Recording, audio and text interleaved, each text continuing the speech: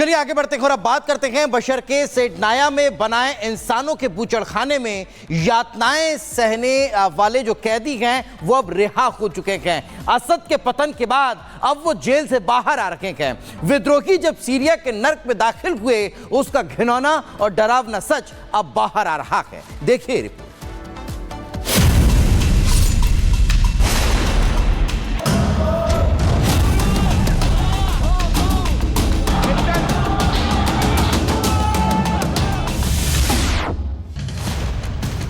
Syria की राजधानी दमिश्क, वहां से 30 किलोमीटर दूर सेडनाया जेल, बशर अल असद का कत्ल खाना।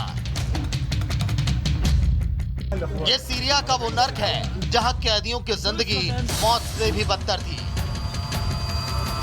जहां हजारों को सजाए मौत दी गई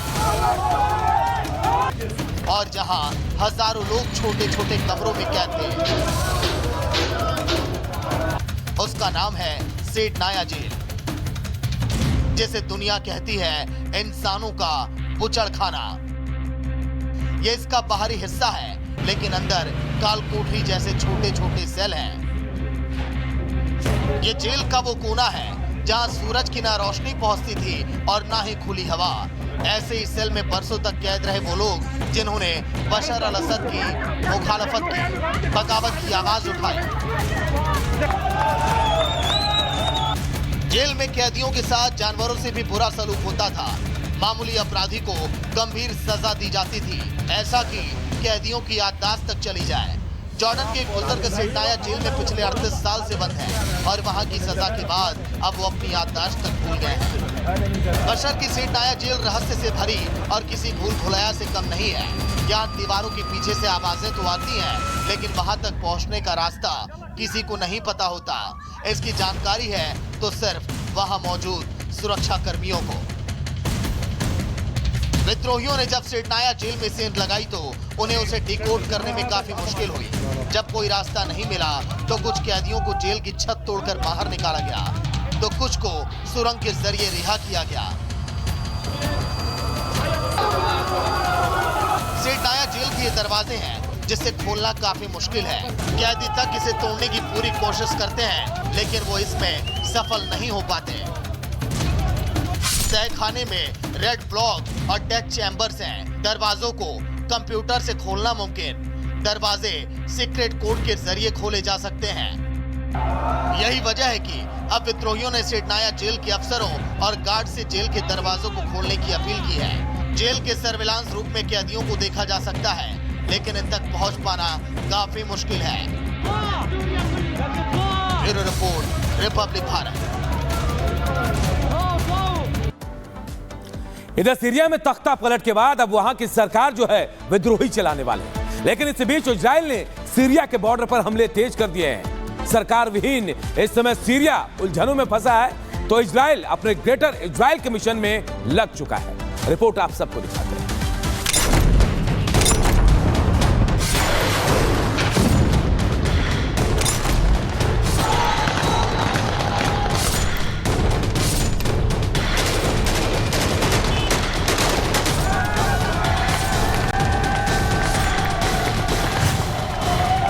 ये जश्न है 24 साल से चल रहे बशर अल असद को सत्ता से उखाड़ फेंकने का।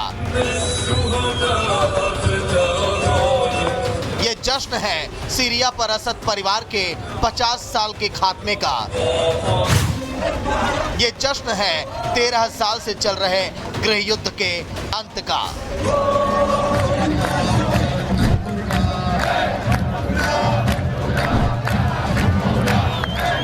दिसंबर रविवार को विद्रोही लड़ाकों की फौज सीरिया की राजधानी दमिश्क में घुसी। तभी खबर आई कि राष्ट्रपति बशर अल असद देश छोड़कर भाग गए हैं। इसी के साथ असद परिवार का 54 साल पुराना राज खत्म हो गया। सीरिया विद्रोहियों के हाथों जाता देख इजरायली पीएम ने अपने मुल्क की रक्षा के लिए सीरिया पर हमला शुरू कर कब्जा करना शुरू कर दिया। सीरिया का नया निजाम कौन होगा ये तो साफ नहीं है, लेकिन इतना तय है कि जिस महायुद्ध की सिर्फ आशंका थी वो सीरिया में बदले समीकरण और अमेरिका समेत इजरायली हमले के बाद भड़कना तय है।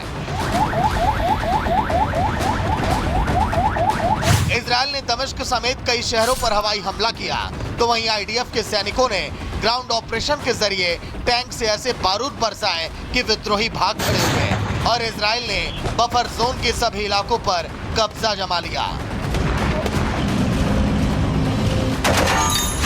सीरिया पर हो रहे इजरायली अटैक के बाद आईडीएफ के सेना प्रमुख हारजी हावेली ने कहा कि इजरायल का मुख्य वॉर फ्रंट अब सीरिया है। इजरायल अपनी सीमा के करीब किसी को नहीं आने देगा। वहीं इजरायली पीएम ने सीरिया पर हो रहे हमले को लेकर बयान दिया और लाउड एंड क्लियर संदेश भी दिया। गोलान हाइट्स हमारा अभिन्न अंग था और रहेगा। गोलान पर कब्जे के लिए चलाया है ऑपरेशन न्यू ईस्ट। सीरिया की सेना का वहां पर कब्जा नहीं था। सीरियाई सरकार का पतन हमारे प्रहार का परिणाम है। हालात स्पष्ट होने तक आईडीएफ सीरिया में रहेगी। 4 मोर्चे से युद्ध लड़ते हुए नेतन्याहू ने सीरिया पर हो रहे हमले से साफ संकेत दिया है कि सीरिया की सरकार विहीन होते ही तेल अवीव ने अपना ग्रेटर इजरायल मिशन शुरू कर दिया है। ग्रेटर इजरायल की परिकल्पना में सीरिया का बड़ा हिस्सा आता है। पहले चरण में इजरायल का टारगेट है सीरिया के बड़े इलाके में बफर जोन तैयार करना। Bureau report, Republic Bharat.